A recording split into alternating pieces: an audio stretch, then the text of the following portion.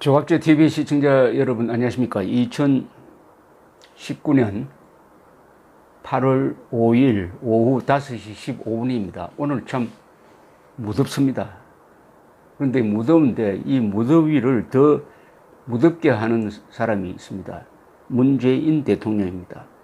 이분이 수석 보좌관 회의 모두 발언을 했는데 제가 이 소개를 해드리면은 더 무더위에 짜증이 날 것 같은데, 그걸 어떻게 합니까? 문재인 대통령이 뭘 하는지를 우리 국민들이 반드시 지켜봐야 합니다. 그리고 이 나라를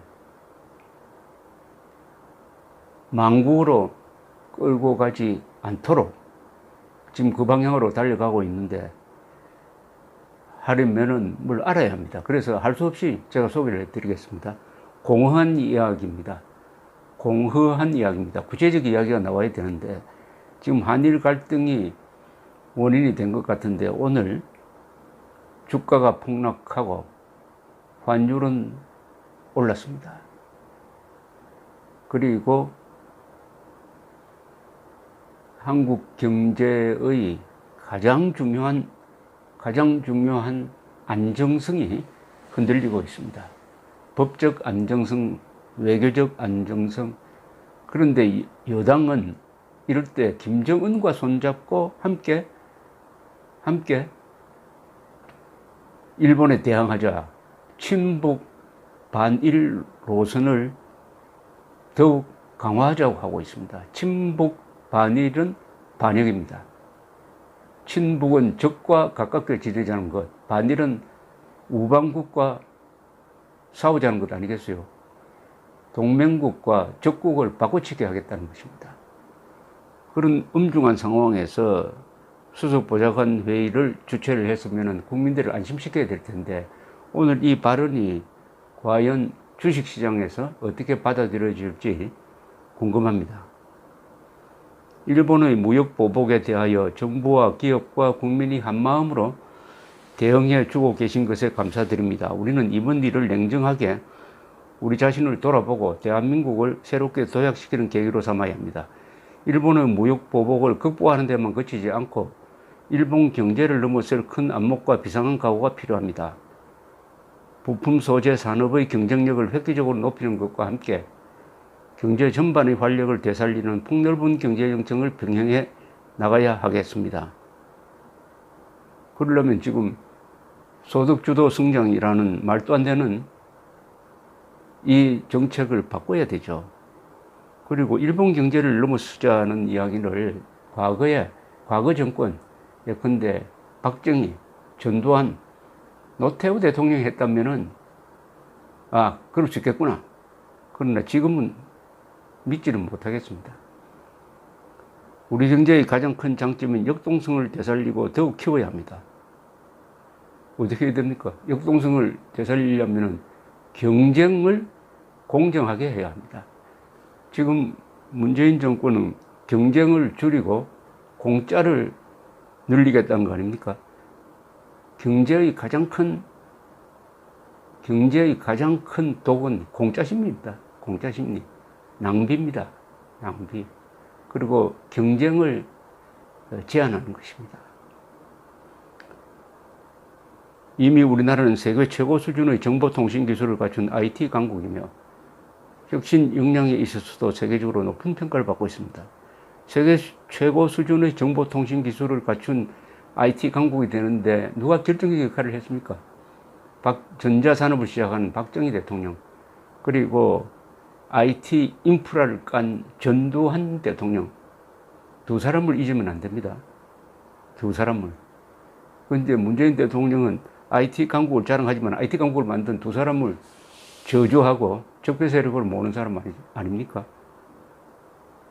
우물을 판 사람은, 우물을 마시는 사람은 우물을 판 사람을 생각해야 된다. 음수사원도 하지 않는데, 그 다음에 제2벤처붐 조성으로 혁신 창업의 가속도가 붙고 있고, 세계 최초로 5G 상용화를 이뤄냈습니다. 우리가 미래 먹거리로 삼은 시스템 반도체, 전기차와 수소차, 바이오 헬스 등 신산업 분야도 괄목할 만한 성장을 보이고 있습니다. 한편으로 신남방 정책과 신북방 정책을 통해 수출입을 다변화하는 등 우리의 경제 영역도 빠르게 넓어지고 있습니다. 정말입니까? 북방 정책은 노태우 대통령이 폈습니다. 그리하여 소련과 수교하고 중국과 수교하고 동국군과 수교하고 해가지고 우리의 경제 영역이 획기적으로 넓혀졌습니다. 그런데 문재인 대통령이 신북방 정책 성공했다고요? 북방에 새로운 시장이 열렸습니까? 잘 모르겠는데요. 신남방 정책 새로운 시장이 열렸습니까? 모르겠습니다. 아니죠. 수출이 급격하게 줄고 있습니다.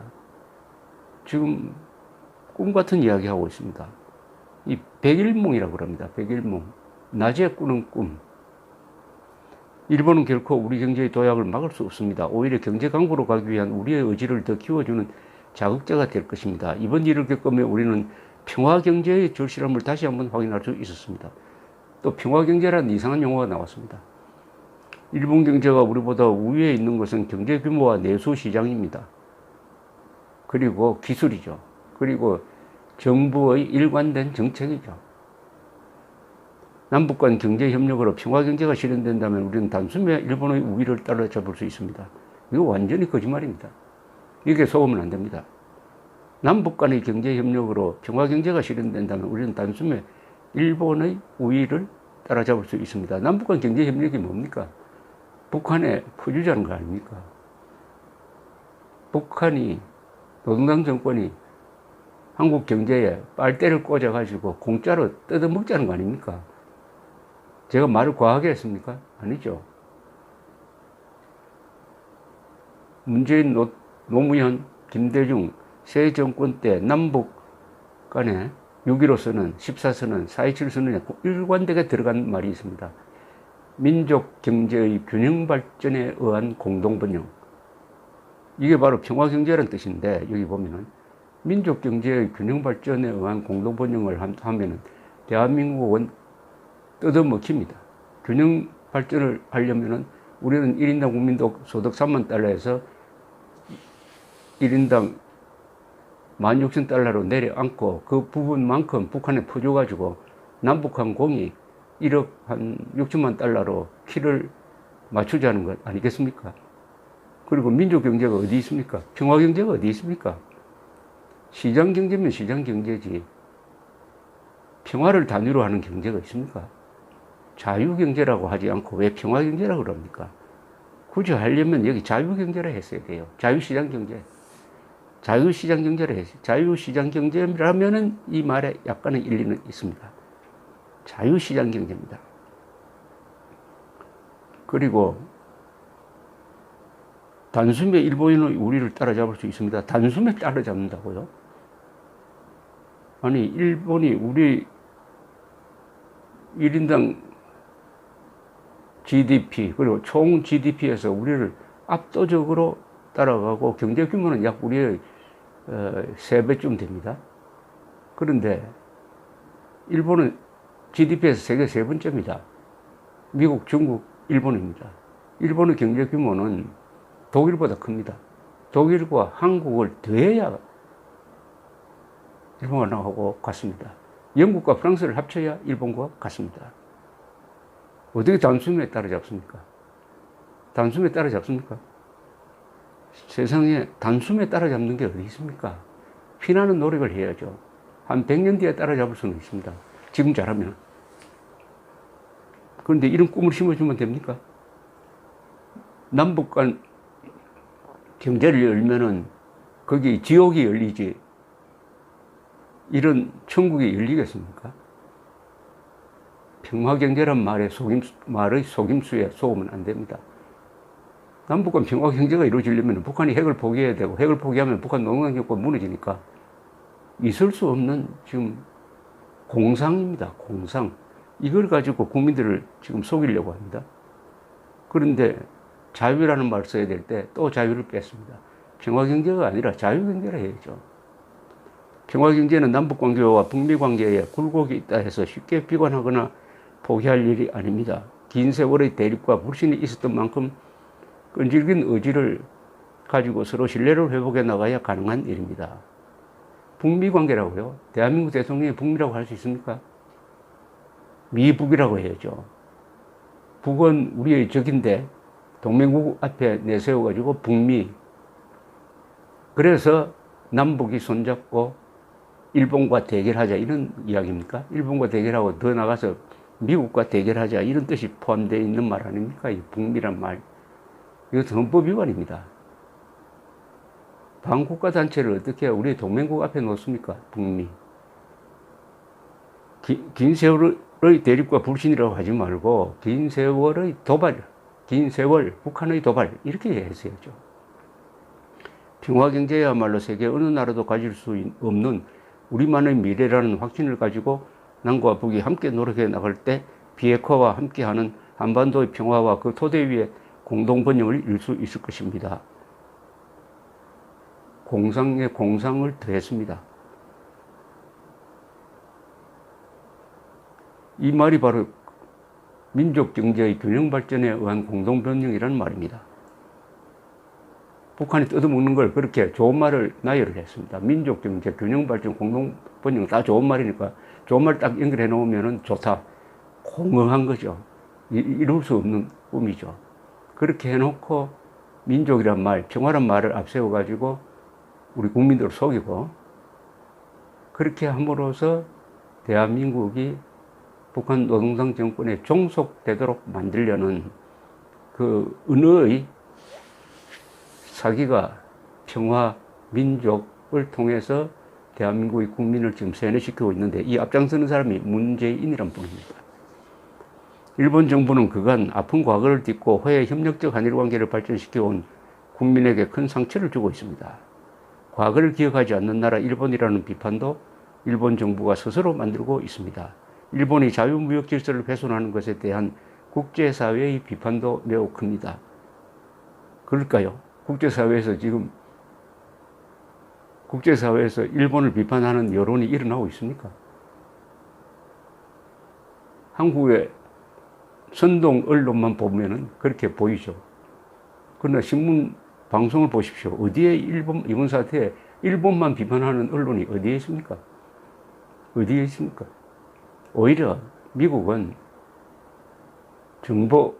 군사정보보호협정, 한일 군사정보보호협정을 문재인 정권이 폐기하면은 한미동맹에 심각한 타격을 준다. 더 나아가서 미국의 국가 이익을 해친다. 해가지고 전문가들이 잔뜩 긴장하고 있는 그것만 보이는데 어디에서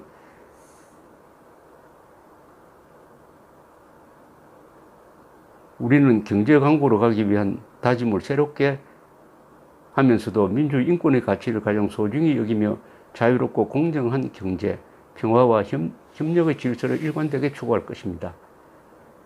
이런 이야기는 하나만한 이야기입니다. 하나만한 이야기입니다. 공허한 이야기입니다. 구체성이 하나도 없습니다. 한반도 평화 질서를 주도적으로 개척하며 국제 무대에서 공정 공영과 호혜 협력의 정신을 올곧게 실천해 나갈 것입니다. 말로만 그러겠죠. 우선 그동안 문재인 대통령이 장한 수모, 김정은의 공갈, 여러 발 쏜 미사일에 대한 대책을 이야기를 해야죠. 이것은 막기 힘들다. 우리의 방어시설로는 막기 힘들다. 따라서 수도권에 사들을 추가로 배치해야 되겠다. 그리고 빼내갔던 전술핵을 재배치하는 것도 검토하겠다. 동시에 미국이 중거리 미사일을 이제 배치할 수 있게 되었으니까 한국에다가 중거리 미사일을 갖다 놓고 북한에 대해서 핵 대 핵의 균형을 맞추는 노력을 하겠다. 이 정도 나오면은 문재인 대통령을 믿을 수 있습니다. 그런데 한반도 평화 질서를 주도적으로 개척하며 한반도 평화 질서를 주도적으로 지금 무너뜨리고 있는 사람 아닙니까? 대한민국의 도덕적 우위를 바탕으로 성숙한 민주주의 위에 평화국가와 문화강국의 위상을 드높이고 경제강국으로서 새로운 미래를 열어나갈 것입니다. 여러분, 무슨 감이 옵니까? 이 말에서. 대한민국은 도덕적 우위라고 했는데 도덕적 우위에서 제일 중요한 건 인권이죠. 문재인 대통령 지금 북한 인권 문제에 대해서 한마디라도 이야기한 적이 있습니까?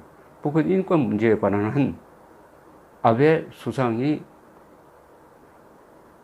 문재인 정권보다도 훨씬 더 북한의 인권 문제, 탈북자 문제를 국제사회에서 챙기고 있다는 것 아십니까? 도덕적 우위 없습니다. 문재인 정권 때문입니다. 북한 동포는 자국민입니다. 자국민의 인권을 챙기지 않는 대통령이 국제사회에서 무슨 도덕적 우위를 주장할 수가 있습니까? 우리 정부는 담대한 목표와 역사적 소명을 가지고 임하겠습니다. 국민들께서도 자부심과 자신감을 갖고 승리하는 대한민국 미래를 여는데 함께해 주시기 바랍니다. 큰일 났다는 생각밖에 들지 않습니다. 이런 중요한 시기에 이런 문제의식을 가지고 처방을 내놓는 사람, 황천항해를 하는 대한민국입니다. 황천항해. 완전히 폭풍우가 몰아치는 속으로 대한민국이 들어갔습니다. 선장이 어떤 모습을 보이느냐, 지금 선원들이 주시하고 있습니다. 이런 공허한 말장난만 하고 있습니다. 각자 도생을 준비해야 할 시기라는 것을 우리가 확인할 수 있습니다. 감사합니다.